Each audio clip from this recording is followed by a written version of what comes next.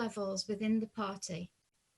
Of course, we don't know how long we will be in this trying situation, and I know every member of the party will have been impacted in some way, including my own family. This awful Tory government seem intent on making the worst decisions at every step of this public health crisis, from failing at the start on PPE to the test and trace programme, not that it was ever stable or sufficient. And we know that it is Labour and our trade union movement that deal with the fallout of this government's continued failures to cope with shoddy decisions and constant U-turns. From members of my own union, keeping key workers able to commute to work and suffering abuse as they do it. Who can forget the awful case of TSSA member Belly Majinga just a few months ago? To NHS workers, cleaners, school staff, and so many more, all putting their lives on the line to help keep us safe. And now, because of this government's failings, they look set to pick up the pieces as we face a second wave. There is so much that our movement are coming together to campaign on. Problems with test and trace, schools, colleges, universities, to the removal of the furlough scheme. I hope to see many contributions to these discussions online this week and would encourage all of you to get involved as much as possible. And I really hope that you enjoy Labour Connected and that I will see you all in person very soon. Stay safe, take care and keep connected.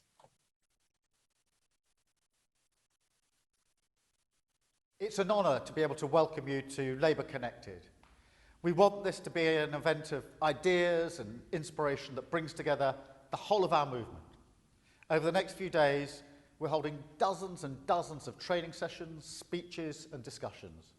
Whether you want to talk about areas of policy, learn about how to become a Labour councillor, or discuss how we can most effectively campaign in the age of coronavirus, we want you to be a part of it.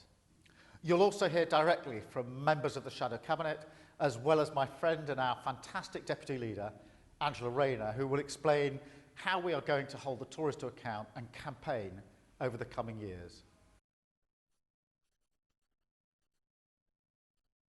A green economy that prioritises fairness and security for all. Marcia de Cordova and Rosanna Allen Khan will be talking about race, racism and inequality, crucial subjects that have been given even more urgency by the Black Lives Matter movement in recent months, while Nick Thomas-Symonds will be exploring the lessons we can learn from Labour's history. Of course, this is not how I wanted my first conference as your leader to be. Sadly, the coronavirus crisis means we cannot be with each other in person. All of us have been impacted by this terrible virus in some way, through not being able to see loved ones for months on end, from the uncertainty it's brought to jobs and the economy, or because we or someone dear to us have had the virus. Many of our members, allies and friends have been at the front line of tackling this pandemic since the very beginning, whether that's councils keeping vital services running, carers looking after the most vulnerable, shopkeepers who've kept our supermarkets open, police who've kept us safe, or those working in our incredible NHS. So let me take this opportunity to say, on behalf of the entire Labour Party, thank you. From the start of this crisis, I've been saying that if COVID-19 has taught us one thing, it's who our key workers really are. And I promise you that the next Labour government will never forget the sacrifice that you and your families have made.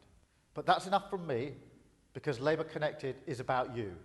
So over the next few days, make the most of the fantastic opportunities to learn and share. Be inspired and inspire others. Enjoy every minute of it, because our party and our movement are at our best when we pull together, unified towards our ultimate goal, to be a party of government, creating a better, fairer society that works for everyone.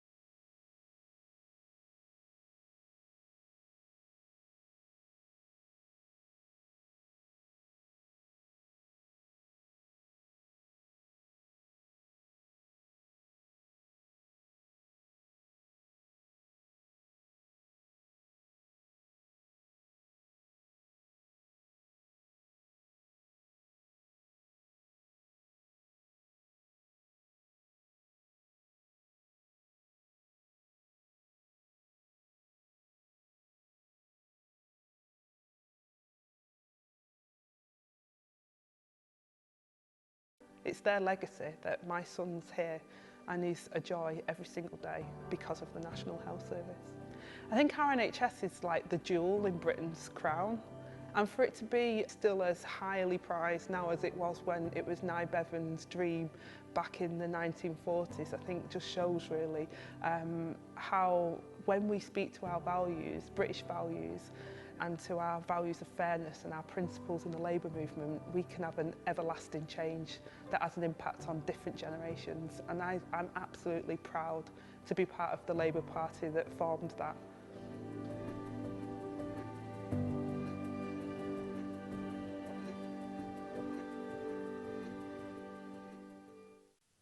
Friends, comrades, welcome to Labour Connected.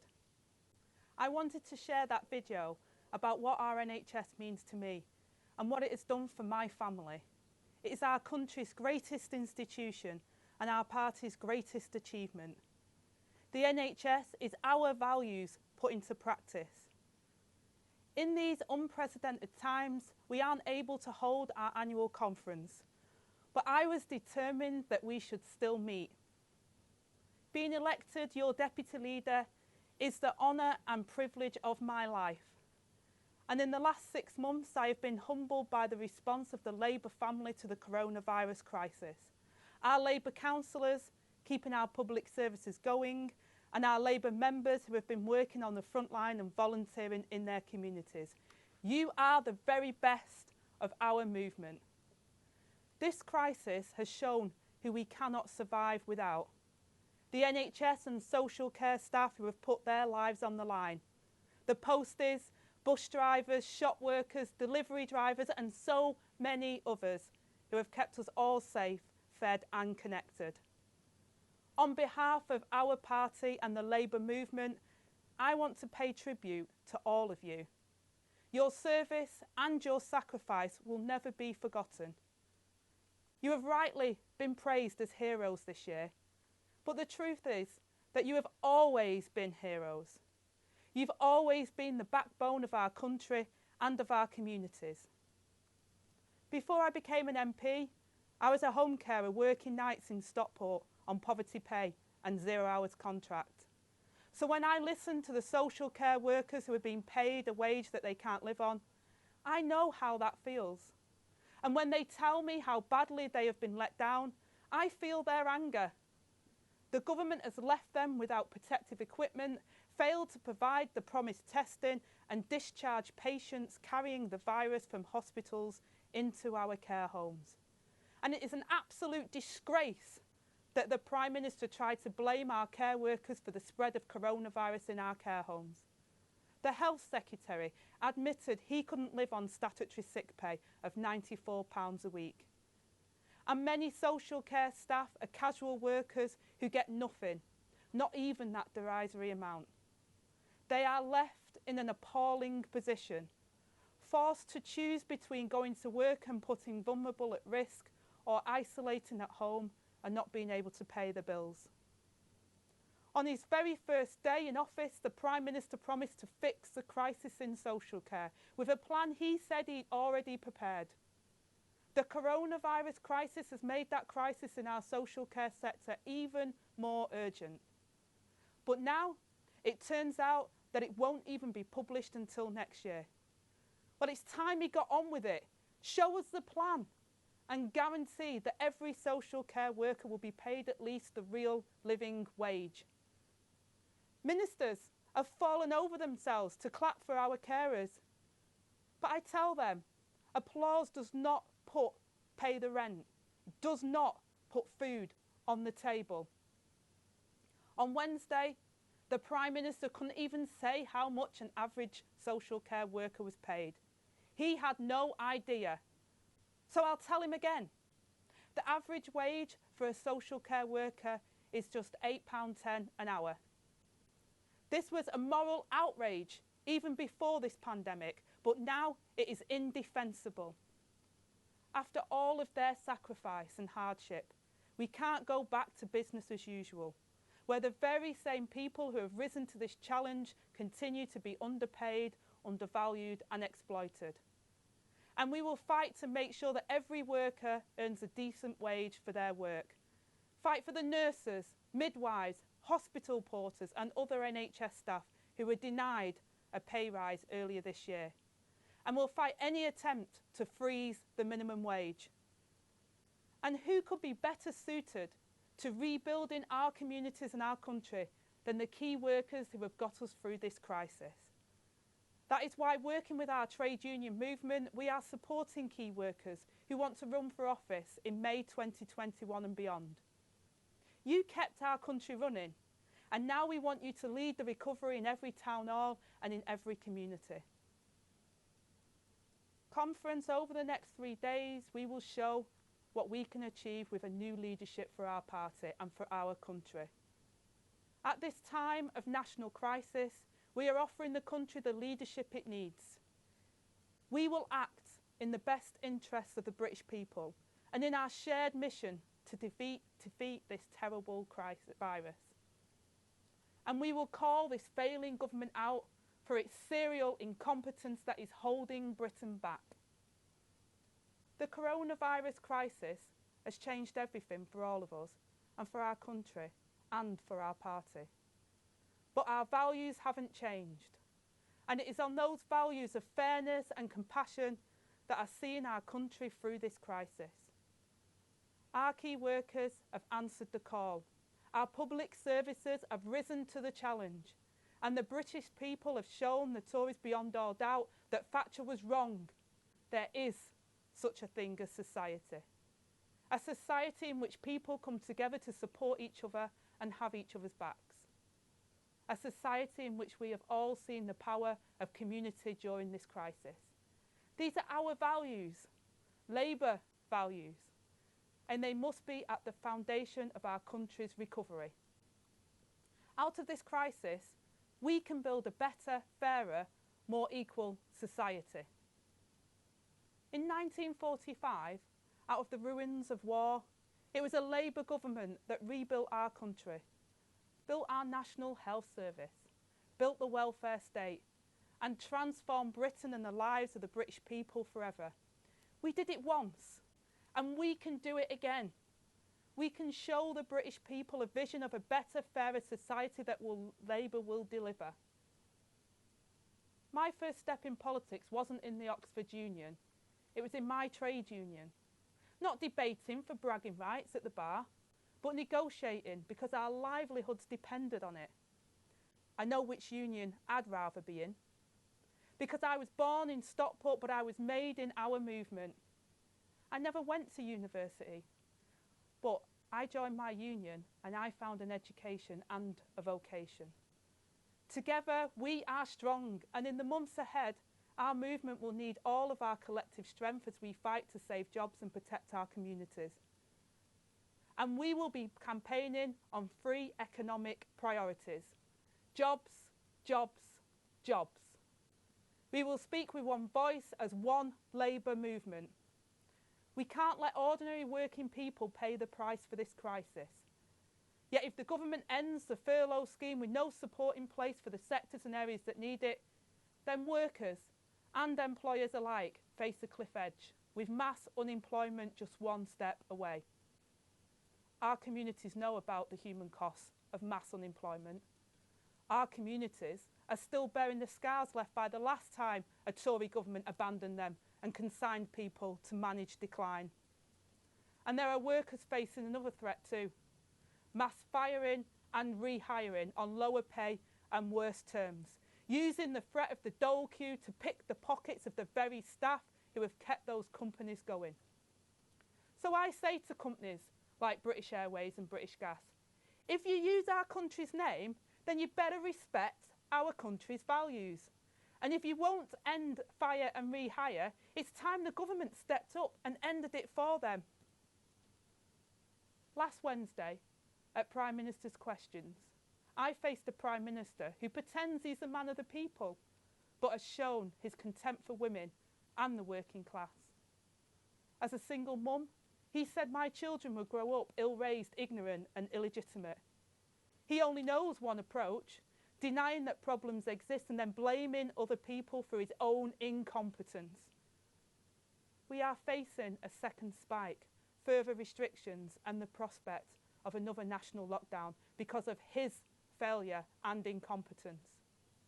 Infections are rising, the testing system is collapsing, and the government has lost control of the virus because they have failed to deliver an effective test, track and trace system. But we've been here before. Now it is time for swift, decisive national action. And that action must be clearly communicated to the British people. With lives and livelihoods on the line, we cannot afford to be too slow again. Never has there been a Prime Minister more out of his depth and ill-equipped to the task than this Bullingdon Club blagger. He lights up Downing Street green for Grenfell and then whips Tory MPs to block the Grenfell inquiry recommendations.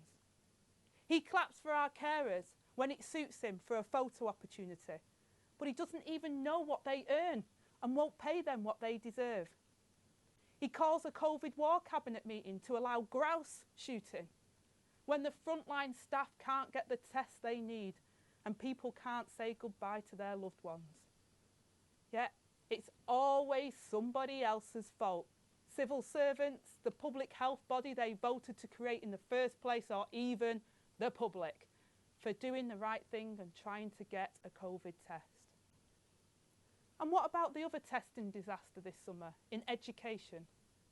Not students failing exams, exams failing students.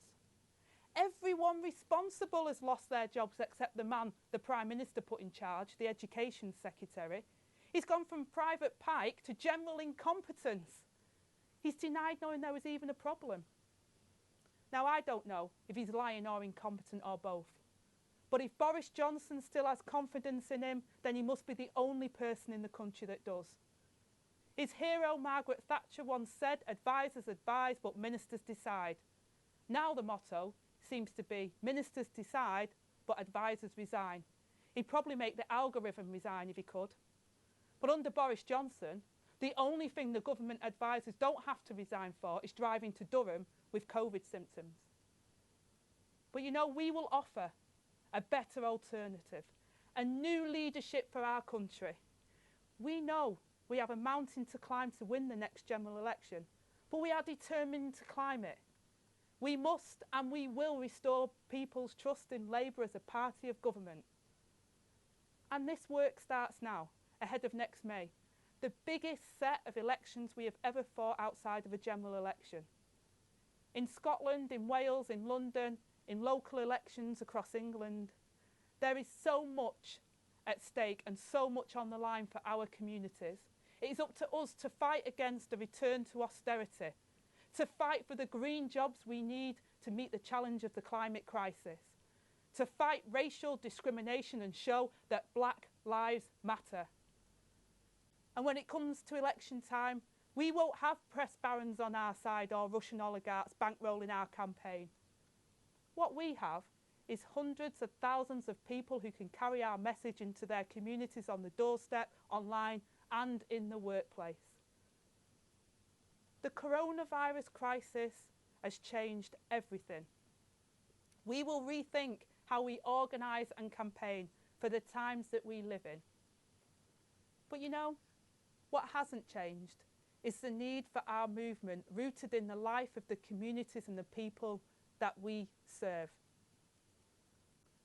40 years ago, a girl named Angela was born.